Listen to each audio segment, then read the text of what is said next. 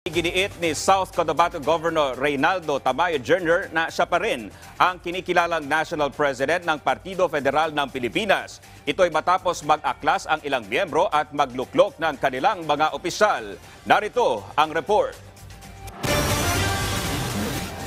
Ikinagulat ni South Cotabato Governor Reynaldo Jun Tamayo Jr. nang mabalitaan na isang pagtitipon ang idinaos sa Pasig City nitong December 14 para sa General Assembly ng Partido Federal ng Pilipinas. Batay sa kanyang impormasyon, nagkaroon ng eleksyon at pinalitan siya ni dating Catanduanes Governor Leandro Verceles Jr.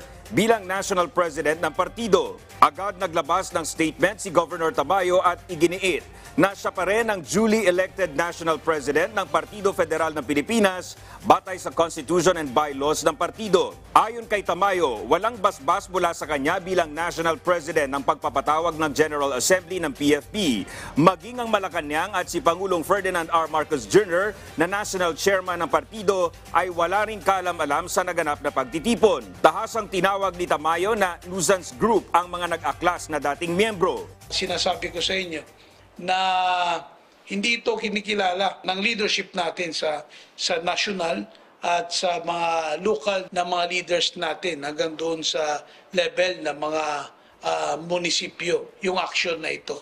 At sinasabi ko na it's a nuisance actions na wala tayong dapat ikabahala. Dagdag pa ni Tamayo, kilala silang kaalyado ni dating Executive Secretary Vic Rodriguez na nasibak dahil sa pagiging inactive sa partido, bunso dumano ng pagkadismaya nila matapos na hindi makakuha ng appointment sa Marcos administration.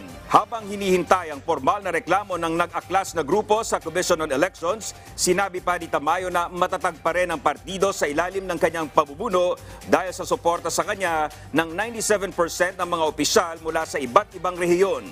Sa lahat ng mga party mates natin na wala tayong dapat ikabahala at tuloy-tuloy pa rin yung leadership na meron tayo according doon sa naisubmit natin na statement doon sa COMELEC nung naiset na deadline noong October. Para kay Governor Tamayo, isa lang ang ibig sabihin ng ginawa ng mga umaklas na miyembro ng partido. Ang nangyaring ito ay sinyalis na tutungat papalakas na ang Partido Federal ng Pilipinas. Inanunsyo naman ni Governor Tamayo na simula ngayong 2024 ay mag-iikot na sila sa lahat ng probinsya para sa expansion ng partido. Dominic Almelor, para sa Bayan.